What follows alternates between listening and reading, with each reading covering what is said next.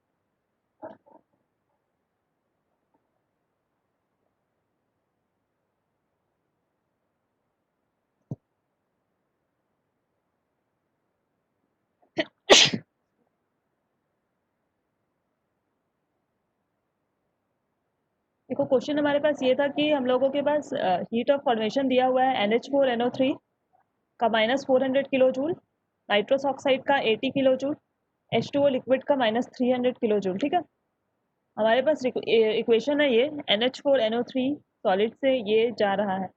हम लोगों को सवाल में ये था कि हमें डेल्टा H और डेल्टा U निकालना है।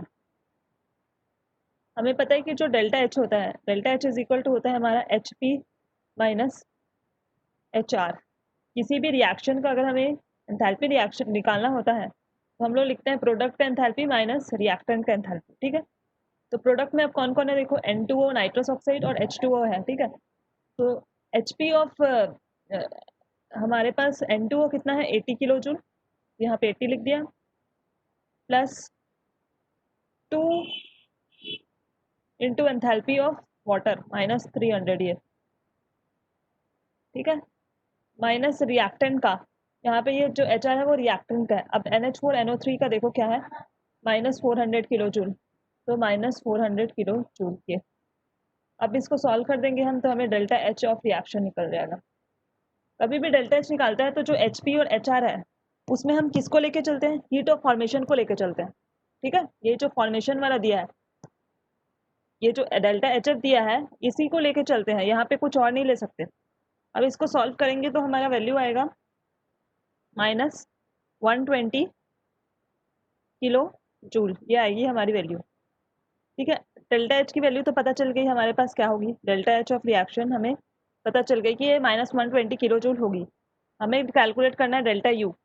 और तो डेल्टा H से हम लोगों को पता है डेल्टा U निकाल सकते हैं, जो कि है delta H is equal to delta U plus delta NGRT, ये होता है इक्वेशन। डेल्टा U निकालना है, डेल्टा H पता चल चुका है कितना है -120 किलो जूल। डेल्टा U की जगह में as it is delta NG क्या होता था, number of moles of product minus number of moles of reactant, यही होता था। Number of moles of product देखो सिर्फ गैशियस का लेना है, एक, रिएक्टेंट सॉलिड है 0, delta U plus 1 minus 0 RT।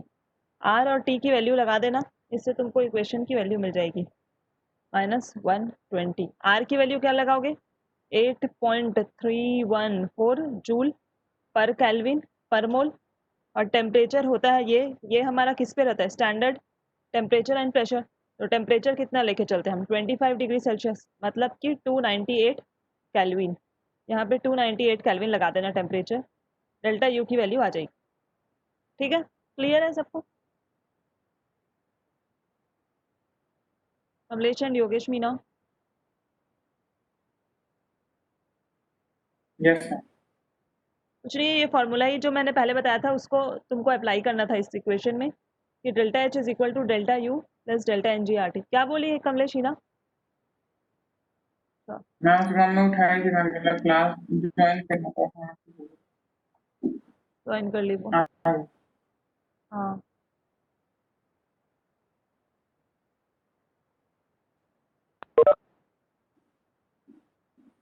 ठीक है, हीना तुम भी देख लो जल्दी से ये जो कल सवाल दिया था मैंने, इसमें मैंने ये बोला था कि हम लोगों को डेल्टा एच और डेल्टा यू निकालना है। डेल्टा एच कभी भी किसी भी रिएक्शन का निकालना होता है तो हमें लिखना होता है कि जो भी enthalpy of product minus enthalpy of reactant.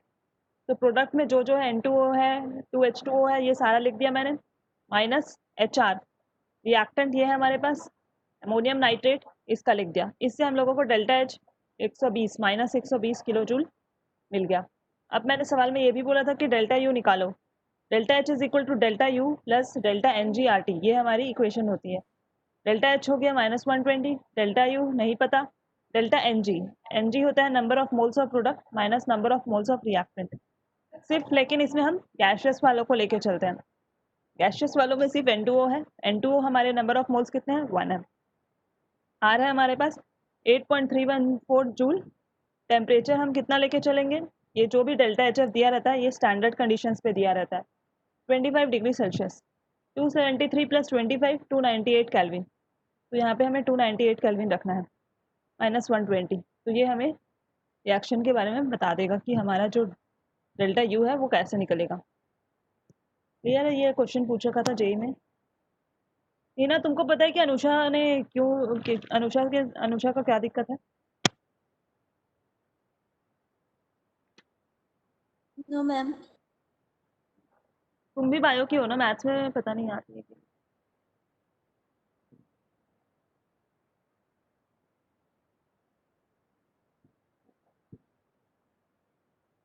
चलो देखो, अब जो हमें दूसरा एंथैल्पी पढ़ना है, एंथैल्पी ऑफ फॉर्मेशन हम लोगों ने पढ़ लिया। अब हमारे पास है enthalpy of combustion. Enthalpy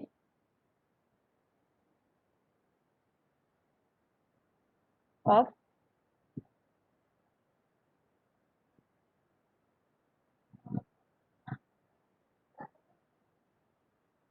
enthalpy of combustion,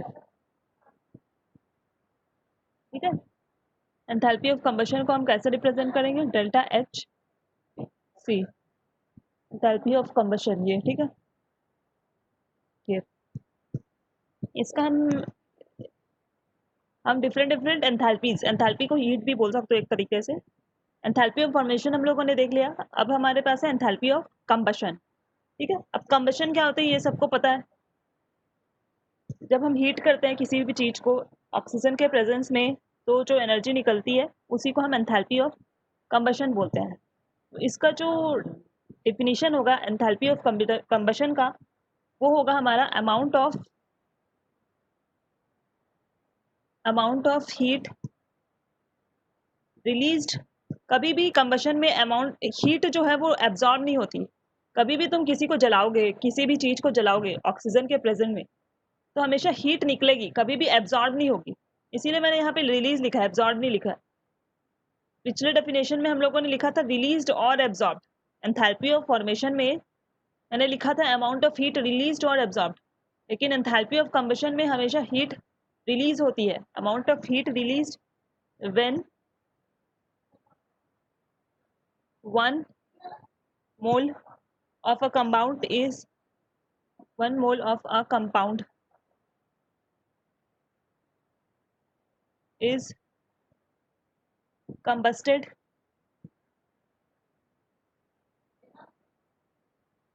मतलब बर्न होता है, ठीक है। combusted completely in excess of air।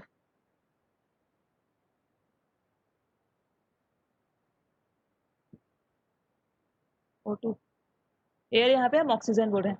हम लोग स्टडी करें दूसरा टाइप का एंथैल्पी जो कि है एंथैल्पी ऑफ कंबशन। इसको डिनोट करेंगे हम डेल्टा एच सी से।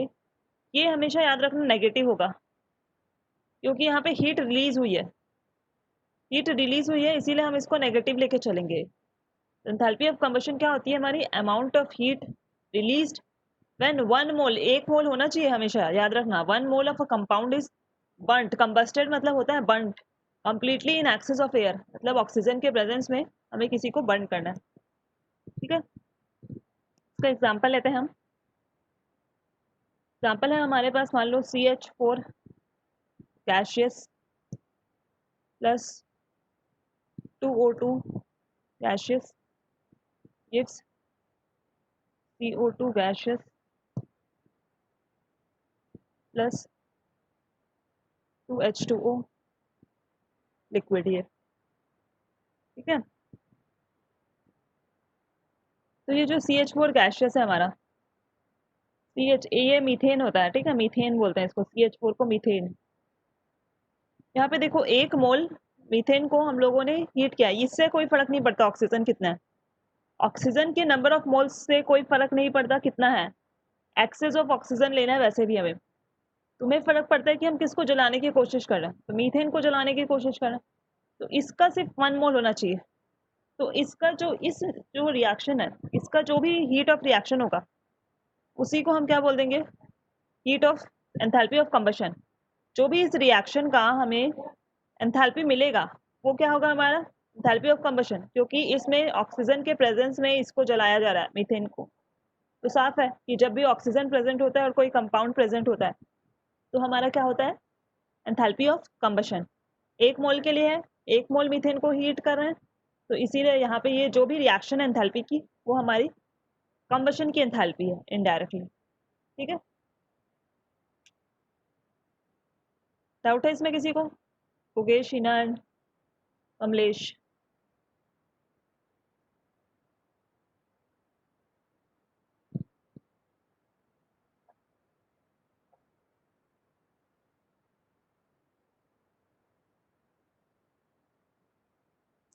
No ma'am. नो। अच्छा ठीक है, योगेश को समझ में आया? आ रहा हूँ थोड़ा थोड़ा। ठीक है,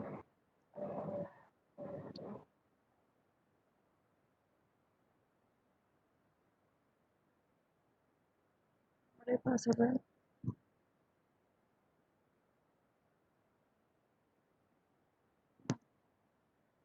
चेंज क्यों नहीं हो रहा?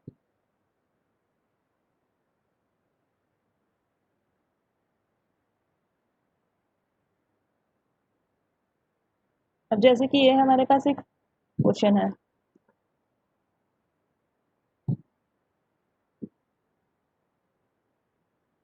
क्वेश्चन क्या है ये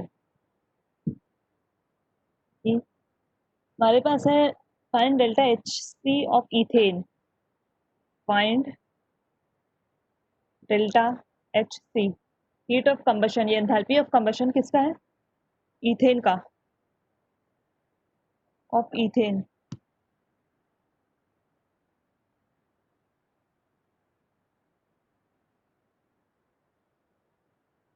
find delta HC of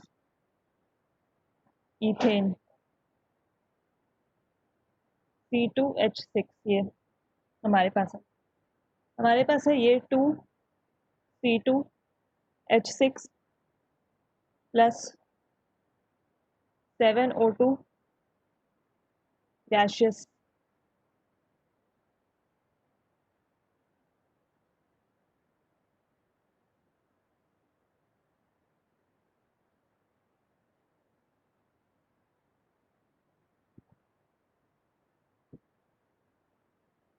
four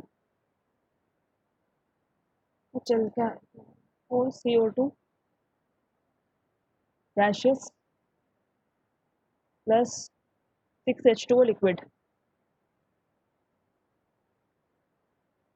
ठीक है। ये तुम्हारा रिएक्शन है, इसको इथेन बोलते हैं, C2H6 इथेन होता है। इसका तुम्हें डेल्टा हीट ऑफ कंबशन निकालना है। इसका जो हीट ऑफ रिएक्शन है वो तुम्हारा -750 किलो कैलोरी दिया है, किलो कैलोरी। अब तुम बताओ ये जो डेल्टा हीट ऑफ रिएक्शन है, इस रिएक्शन के साथ ये लिखा हुआ है, इसमें ऑक्सीजन प्रेजेंट है, C2H6 प्रेजेंट है, सब प्रेजेंट है, तो ये बताओ क्या ये जो हीट ऑफ रिएक्शन है, एंथैल्पी ऑफ रिएक्शन है, ये एंथैल्पी ऑफ कंबशन हो सकता है? 750 जो -750 किलो कैलोरी है, क्या वो इस रिएक्शन का एंथैल्पी ऑफ कंबशन है?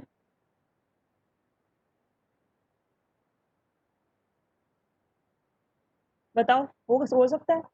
तुम्हारे क्वेश्चन में ये दिखा है कि find delta HC of ethane, मैंने बताया जो भी एंथैल्पी ऑफ रिएक्शन होता है उसका 1 मोल के लिए तो हम उसको एंथैल्पी ऑफ कंबशन बोल देते हैं। तो क्या ये जो एंथैल्पी हमें दिया है ये एंथैल्पी ऑफ कंबशन हो सकता है?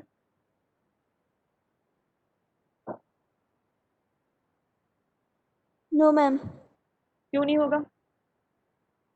मैम क्योंकि 2C2H6 है, वेरी गुड। यहाँ पे क्या दिया है 2 हमारे? मोल है। 2 मोल्स के लिए है, 2 मोल्स के लिए। और मैंने बताया अभी डेफिनेशन में कि एंथैल्पी ऑफ कंबशन हमारे लिए 1 मोल के लिए वो जो डेफिनेशन है वो वैलिड है। यहाँ पे हमारे पास 2 मोल्स हैं, तो 2 मोल्स के लिए नहीं वैलिड है। तो तुम इसको हीट ऑफ कंबशन या एंथैल्पी ऑफ कंबशन नहीं बोल सकते। कैसे निकालेंगे? 2 मोल्स के लिए कितना चाहिए हमें? -750 किलो कैलोरी। तो 1 मोल के लिए क्या होगा? -750 डिवाइडेड बाई 2 किलो कैलोरी। तो 1 मोल का पता चल गया। 1 मोल में आ गया जो हमारा डेल्टा एच है वो क्या हो गया हमारा? -375 किलो कैलोरी। अब ये तुम्हारा 1 मोल के लिए निकल गया, 1 मोल ऑफ इथेन के लिए। तो तुम इसको डेल्टा एच से भी बोल सकते हो, ये -375 किलो कैलोरी। लेकिन ये जो था इसको तुम डेल्टा एच से नहीं बोल सकते। क्यों नहीं बोल सकते? क्योंकि इसमें 2 मोल्स ऑफ C2H6 है, और जो हमारा एंथैल्पी ऑफ कंबशन है वो हमारा 1 मोल के लिए डिफाइन होता है, ना कि 2 मोल के लिए। तो अगर तुम इसको इस रिएक्शन के लिए बताना चाहते हो तो इस पूरे रिएक्शन को 2 से डिवाइड कर दो। 7/2, 2/2, 4/2, 6/2। तो जो भी होगा इसको भी डिवाइडेड बाई 2। वो तुम बोल सकते हो कि यहाँ पे 1 मोल हो गया, तो 2 से डिवाइड कर दिए तो यहाँ पे 1 मोल हो गया। जब 1 मोल हो गया तब तुम इसको बोल सकते हो कि ये डेल्टा एच सी है हमारा, हीट ऑफ कंबशन। तो याद रखना हमेशा, जो हीट ऑफ कंबशन है या एंथैल्पी ऑफ कंबशन है वो हमारा 1 मोल के लिए डिफाइंड है, 1 mole of reaction. Equation of combustion क्या होगा इसके लिए बताओ आप? इक्वेशन ऑफ कंबशन क्या होगा इसके लिए? 2 से डिवाइड कर दिए पूरे इक्वेशन को, C2H6 plus 7/2 O2 gaseous results in the formation of 2 CO2 gas plus 3H2O liquid. और जो डेल्टा एच होगा वो हमारा आधा हो जाएगा, वो हो जाएगा हमारा -375 किलो कैलोरी। अब तुम इसको बोल सकते हो इक्वेशन ऑफ कंबशन। तो जो इसमें एंथैल्पी ऑफ रिएक्शन है डेल्टा एच आर, उसको तुम बोल सकते हो डेल्टा एच सी के बराबर है ये। ठीक है, ये तुम्हारा इक्वेशन ऑफ कंबशन है। This is not your equation of combustion, क्योंकि इसमें 2 मोल्स के लिए डिफाइंड है, और हमेशा जो एंथैल्पी ऑफ कंबशन होता है वो हमारा 1 मोल के लिए डिफाइन होता है। ठीक है, ये ध्यान में रखना।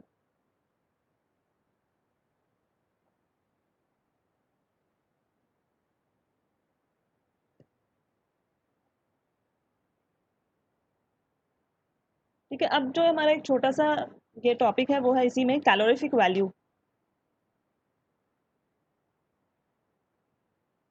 Calorific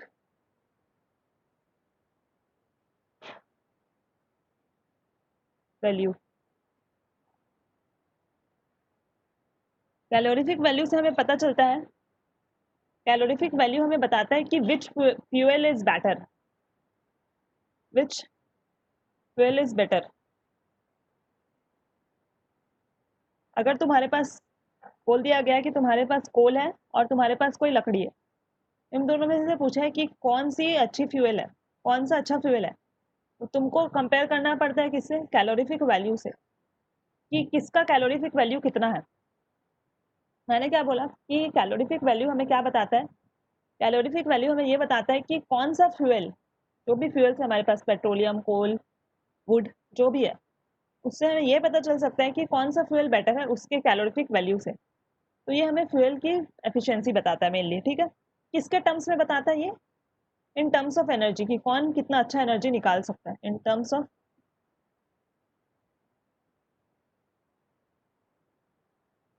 of energy. ये जो बात है यहाँ पे कैलोरीफिक वैल्यू की, कि कौन सी फ्यूल बेटर है, तो बेटर कंपेयर करने के लिए हमारे पास क्या होना चाहिए? उसके एनर्जी से हम कंपेयर करेंगे, कुछ होना चाहिए ना पैरामीटर जिससे हम कंपेयर कर पाए कि कौन सा बेटर है। तो इन टर्म्स ऑफ एनर्जी हम बोल सकते हैं कि कौन सी फ्यूल बेटर है। ठीक है, अब देखो जैसे कि हमारे पास है heat of combustion delta H C of CH4 methane का तुम्हें डेल्टा HC दे दिया है यहाँ पे -900 किलो जूल पर मोल, ये तुम्हारा डेल्टा HC दिया है मीथेन का। दूसरी side delta HC of butane, butane का दे रखा है -3000 किलो जूल पर मोल। ये तुम्हारा heat of combustion, enthalpy of combustion, ये होता है हमारा मीथेन, CH4 हम मीथेन को बोलते हैं, और ये है हमारा ब्यूटेन, इसका फॉर्मूला होगा C4H10, ये हमारा ब्यूटेन है।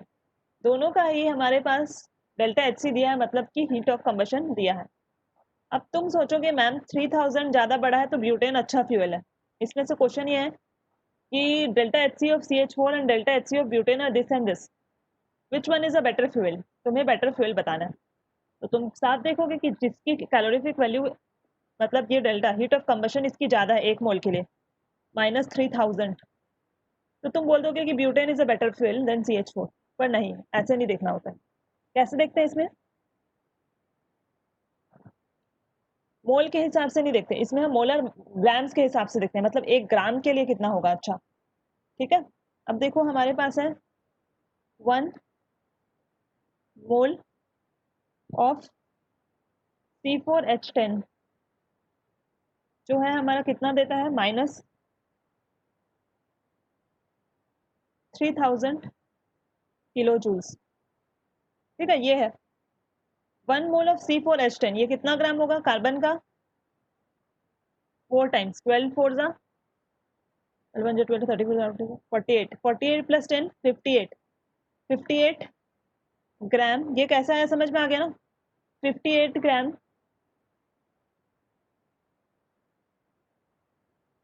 C4H10 इज इक्वल टू जो भी ये -3000 किलो जूल है। तो 1 ग्राम का कितना होगा? 1 ग्राम का होगा -3000 डिवाइडेड बाई 54 इक्वल टू आएगा हमारा कुछ 51.72 किलो जूल, ये आएगा। ठीक है, ये हमारा ब्यूटेन का था। 1 ग्राम के लिए इतनी ही एनर्जी होती है इसकी रिलीज। अब हम इसका देखते हैं मीथेन का। 1 mole of CH4 is equal to -900 kilo joule. तो उस कार्बन की होती है 12 प्लस 4 16 ग्राम या कितना होगा -900 किलो जूल। 1 मोल में इतने ही ग्राम होंगे ना, तो 1 ग्राम का कितना होगा -900 divided by 16 is equal to 56.25 kilo joule negative में। अब बताओ कौन सी है? 1 ग्राम के लिए इसके लिए है -56.25, इसके लिए है 51.72। तो ऑब्वियस है ये वाला अच्छा फ्यूल होना चाहिए। तो कभी भी कैलोरीफिक वैल्यू, मतलब अगर फ्यूल की एफिशिएंसी पूछेगा तो तुमको डायरेक्ट पर मोल के हिसाब से नहीं लेना है, तुमको क्या चेक करना है? 1 ग्राम में मोलर मास से डिवाइड कर देना है। 1 ग्राम में वो कितना हीट एनर्जी रिलीज करता है। 1 ग्राम में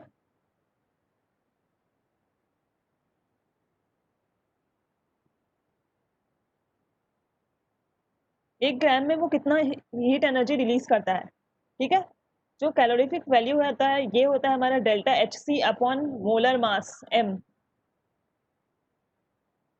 ठीक है, ये याद रखना, delta HC upon molar mass m, calorific value delta HC upon molar mass. Clear है ये? क्योंकि हम लोग 1 मोल के लिए नहीं देखते, हम लोग 1 ग्राम ऑफ फ्यूल के हिसाब से देखते हैं। जो कैलोरीफिक वैल्यू हम कैलकुलेट करते हैं, कैलोरीफिक वैल्यू कुछ नहीं बताता, कैलोरीफिक वैल्यू हमें ये बताता है कि कौन सा फ्यूल बेटर है। अब तुम्हें बोल दिया कि यही बोल दिया मीथेन और ब्यूटेन दिया है, अब बताओ कि कौन ज़्यादा हीट एनर्जी रिलीज करेगा। अब तुम जो वैल्यू दिया है डेल्टा HC की, उसको देख के बताओगे तो वो गलत होगा, क्योंकि डेल्टा HC 1 मोल के लिए होता है, इसको तुमको 1 ग्राम के लिए सॉल्व करना पड़ेगा। क्योंकि देखो यार C4H10 कितना बड़ा है, ये ऑलरेडी 58 ग्राम है और इसकी ग्राम 16 ग्राम है। अब इसका कम है तो क्या हुआ, पर ये तो सॉल्व करने से ज़्यादा दे रहा है ना 1 ग्राम के लिए, तो ग्राम के हिसाब से इसको कैलकुलेट करना है। m यहाँ पे मोलर मास है, जितना भी मोलर मास होगा फ्यूल का वो तुम नीचे लगा देना, तो तुम्हें इसका कैलोरीफिक वैल्यू मिल जाएगा। ये जो निकाले हम, ये कैलोरीफिक वैल्यू निकाले हैं। Calorific value is meant for 1 gram of substance, not for 1 mole of substance. Clear है ये बात?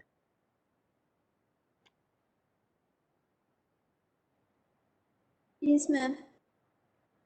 ठीक है।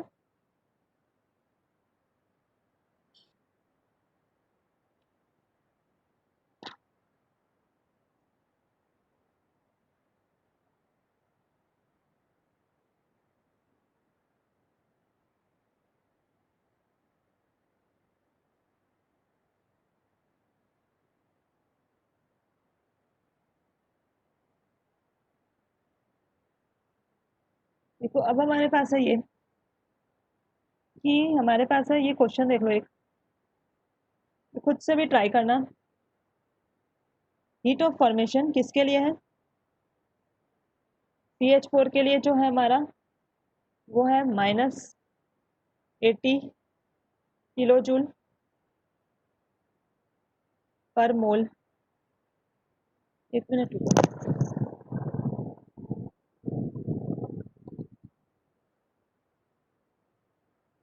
हेलो, कौन? अच्छा, कौन बोल रहे हो? अच्छा, प्रिंस। प्रिंस, ये लो, नवीन का फोन है।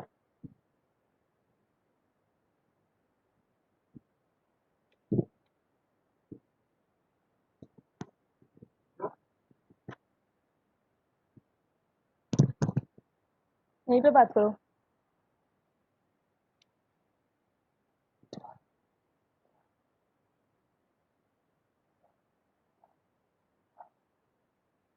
तो डेल्टा HFCH4 का है -80 किलो जूल पर मोल हमारा। CO2 का दिया हुआ है यहाँ पे -400 किलो जूल पर मोल, और H2O के लिए दिया हुआ है हमारे पास -300 किलो जूल पर मोल। ये है हमारा दिया हुआ डेटा। क्वेश्चन ये है, calculate amount of heat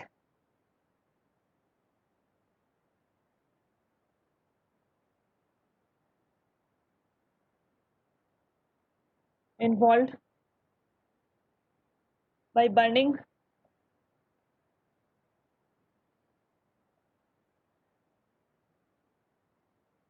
1 meter cube of methane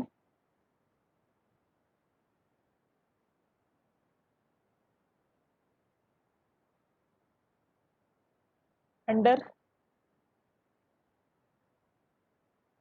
normal condition। ठीक है, इक्वेशन है रिएक्शन की CH4 प्लस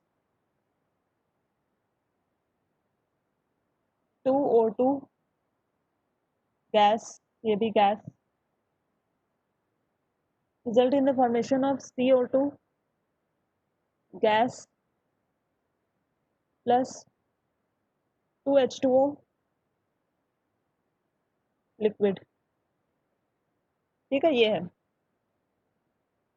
तो तुम्हें पहले कैलकुलेट करना है क्या, ये। ठीक है, तो कैसे कैलकुलेट करोगे? सबसे पहले जो हीट ऑफ रिएक्शन है, हीट ऑफ रिएक्शन क्या होता है हमारा? HP minus HR। HP minus HR में तुम यूज करोगे क्या? हीट ऑफ फॉर्मेशन जो दिया रहता है ना, हमेशा ये जो HP माइनस HR है ये हमारा हीट ऑफ फॉर्मेशन के लिए होता है, हीट ऑफ फॉर्मेशन से आता है। तो HP माइनस HR निकाल लोगे। कैसे निकालोगे? प्रोडक्ट में कौन कौन है? CO2 है -400 प्लस 2 इंटू H2O का कितना है? -300। ठीक है, माइनस रिएक्टेंट का, रिएक्टेंट में कौन है? ऑक्सीजन का तो जीरो हो जाएगा क्योंकि ये अपने स्टैंडर्ड स्टेट में है, O2 के फॉर्म में है ना, तो इसका जीरो हो जाएगा। CH4 का -80 किलो जूल पर मोल, ये हो गया। इससे तुम्हें पता चल जाएगा ये -920 किलो जूल आया। ये ऑक्सीजन का कुछ नहीं लेना है, ऑक्सीजन अपने एलिमेंटल फॉर्म में है, N2O फ्री स्टेट में है, ये मैंने बता रखा है, किलो जूल। ठीक है, ये तुम्हारा डेल्टा HR आ गया। अब देखो, तुम्हें निकालना है किसके लिए? 1 metre cube of methane under normal conditions. ठीक है, ये इसके लिए निकालना है। तो ये तो हमारा किसके लिए आ गया? 1 mole of CH4, 1 mole of CH4 के लिए आ गया। 1 मोल ऑफ CH4 के लिए हमारा -920 किलो जूल।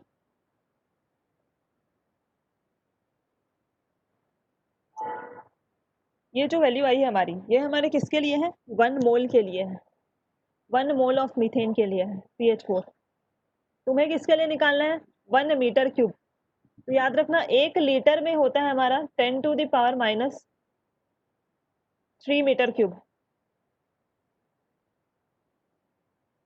ये थोड़ा हाई लेवल क्वेश्चन है। 1 लीटर में होता है हमारा 10⁻³ मीटर क्यूब और हमारे पास 1 मोल है।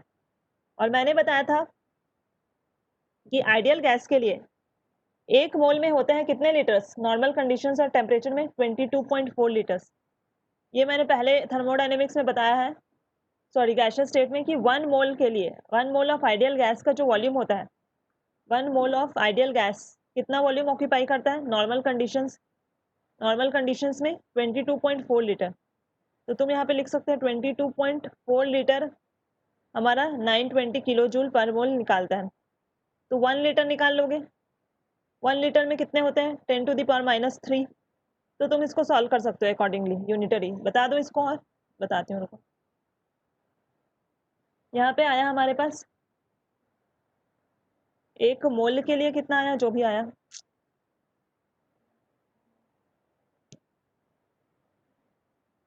एक मोल के लिए हमारा जो भी आंसर आया था कितना? -920 किलो जूल। अब मैंने बोला 1 मोल में कितने लीटर्स होते हैं हमारे पास? आइडियल गैस का ही ना, नॉर्मल कंडीशंस पे 22.4 लीटर्स। तो ये फिर से वही नीचे आएगा। 1 लीटर में कितना होगा हमारे पास? 920 डिवाइडेड बाई 22.4 लीटर। अब 1 लीटर में मैंने कितना बताया? 1 लीटर में होता है हमारे पास 10⁻³ मीटर क्यूब। तो ये हमारा कितने का ले निकला है? 10⁻³ मीटर क्यूब के लिए निकला है ये जो भी आंसर है यहाँ पे। हम लोगों को 1 मीटर क्यूब के लिए निकालना है, तो 10⁻³ दिया है, -920 डिवाइडेड बाई 22.4 इंटू 10⁻³ डिवाइड होगा ना। ये यूनिटरी मेथड लगाया मैंने, जो क्लास 8 में पढ़ते हो तुम, यूनिटरी मेथड।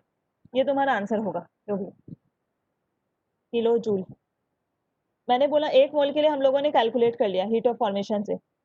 1 मोल आइडियल गैस में जो नॉर्मल कंडीशंस में होती है 22.4 लीटर्स। ये मैंने पहले बता रखा है, कहीं नोट्स में देख लेना। तो इतना है ज़्यादा के लिए। अब तुमको 1 के लिए निकालना है, 1 लीटर में इतना होता है। अब 1 लीटर में मीटर क्यूब में निकालना है तुमको 10⁻, क्योंकि 1 मीटर क्यूब में पूछा है क्वेश्चन में, तो 10⁻³ तो 10⁻³ का पता चल गया तो 1 का निकाल लोगे। तो ये यूनिटरी मेथड, ये थोड़ा हाई लेवल है, इसमें थोड़ा यूनिटरी मेथड ही लगाना है और कुछ नहीं है। और कन्वर्जन पता होना चाहिए कि 1 लीटर में हमारा 10⁻³ मीटर क्यूब होता है। ठीक है,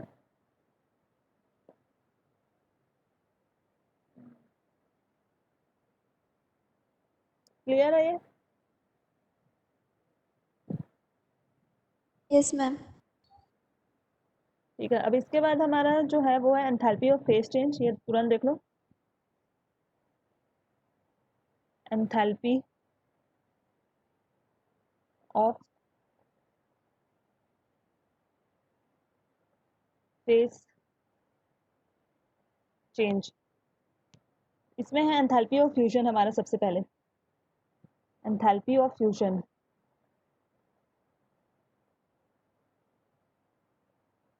एंथैल्पी ऑफ फ्यूजन, ठीक है। जैसे भी कभी भी हम लोग लिक्विड से सॉलिड की तरफ जाएंगे, कभी भी हम लिक्विड से सॉलिड की तरफ जाएंगे, 1 मोल के लिए बात कर रहे हैं, और 1 मोल लिक्विड से जब हम 1 मोल सॉलिड की तरफ जाएंगे, तो जो भी एनर्जी चाहिए लिक्विड से सॉलिड की तरफ जाने में, उसको हम क्या बोलते हैं? फ्यूजन। फ्यूजन बोलते हैं, ठीक है। जैसे कि H2O लिक्विड है और तुम उसको गर्म कर दो, हीटिंग, तो ये H2O किस में चला जाता है? वेपर में चला जाता है। तो इसको हम फ्यूजन बोलते हैं, और इसको डिनोट कैसे करते हैं? ΔH fusion. कभी भी हम लिक्विड से सॉलिड की तरफ जाएंगे तो हमारा ये जो एंथैल्पी होगा, एनर्जी इन्वॉल्व होगा, इसको हम एंथैल्पी ऑफ फ्यूजन बोलते हैं, ठीक है। वैसे ही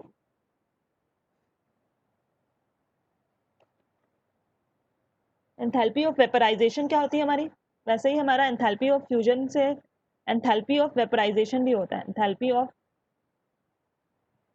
वेपराइजेशन,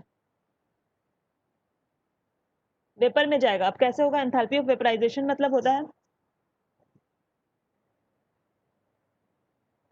कि हमारी जो H2O लिक्विड से गैस की तरफ गई है, लिक्विड से गैस की तरफ जाना, लिक्विड से गैस।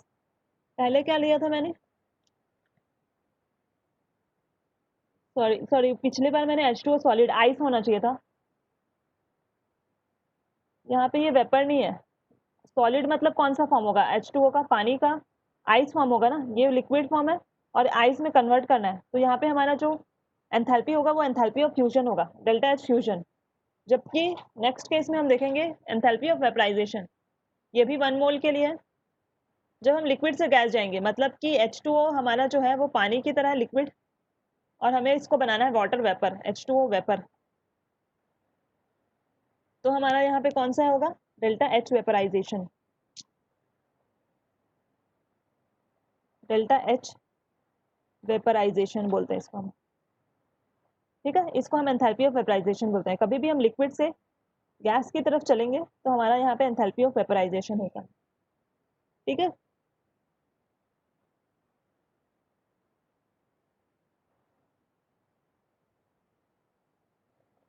सब्लिमेशन क्या होता है सबको पता है? Enthalpy of sublimation class 7th 8th में था ये।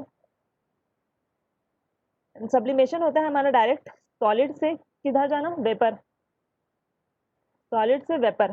मतलब हमारे पास अगर आइस है तो हमें आइस से डायरेक्ट जाना है किधर? वेपर के फॉर्म पे, मतलब कि वाटर वेपर के फॉर्म में, वाटर वेपर। तो इसको हम सब्लिमेशन बोलते हैं। लिक्विड में नहीं गया, देखो सॉलिड से डायरेक्ट वेपर, गैस की तरफ गया, मतलब आइस से डायरेक्ट वाटर वेपर जाना है, तो उसको हम बोलते हैं delta H sublimation, delta H sublimation. अब देखो, तुमको अगर सॉलिड से वेपर की तरफ जाना है तो बीच में क्या होना चाहिए? लिक्विड भी हो सकता है, लिक्विड भी तो हो सकता है। सॉलिड से लिक्विड को क्या बोलते हैं हम? Fusion, delta H fusion, fusion. यही बताया था मैंने, सॉलिड से लिक्विड या लिक्विड से सॉलिड वाला केस को हम डेल्टा H फ्यूजन बोलते हैं। लिक्विड से वेपर, लिक्विड से वेपर को हम बोलते हैं डेल्टा H वेपराइजेशन, और सॉलिड से वेपर को हम बोलते हैं डेल्टा H सब्लिमेशन। ये तो तुम ये लिख सकते हो, delta H sublimation is equal to delta H fusion plus delta H vaporisation. ये बोल सकते हो ना, यही हुआ है। तुम्हें जाना है किधर? सॉलिड से डायरेक्ट गैस की तरफ जाना है, सॉलिड से गैस। अब बीच में लिक्विड आया ही नहीं, तो दूसरा रास्ता ये हो सकता है, सॉलिड से लिक्विड, लिक्विड से गैस। जब सॉलिड से लिक्विड जाते हैं तो इसको हम फ्यूजन बोलते हैं, और जब लिक्विड से गैस जाते हैं तो इसको हम वेपराइजेशन बोलते हैं। तो तुम बोल सकते हो कि फ्यूजन का एनर्जी प्लस वेपराइजेशन का एनर्जी हमें सॉलिड से गैस की तरफ ले जाएगा, जिसको हम सब्लिमेशन बोलते हैं, इसको सब्लिमेशन बोलते हैं। ये तो हमारा यहाँ पे ये एंथैल्पी के जितने भी थे मैंने सारे कवर कर दिए। इसके बाद हमारा जो है वो है हेसेस लॉ, वो हम आज नहीं करेंगे। पर हेसेस लॉ जो है, हेसेस लॉ ये इस पे बेस्ड है, जो भी ये सम हुआ है ना, ये एंथैल्पीज को हम लोग सम किए हैं। ये Hess's law of constant heat summation, ये हीट सम हुआ है ना, इसी प्रिंसिपल पे वो बेस्ड है। वो मैं नेक्स्ट क्लास में बताऊंगी। अभी बताओ, क्लियर है सबको ये क्या क्या होता है?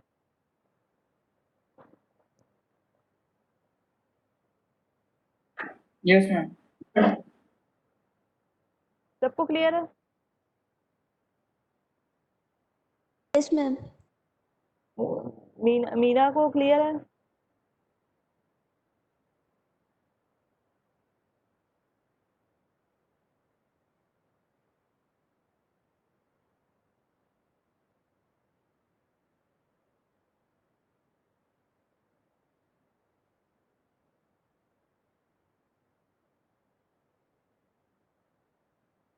ये क्या नाम है इसका?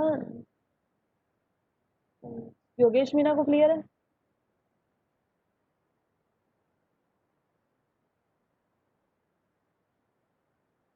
Yes ma'am. चलो ठीक है फिर।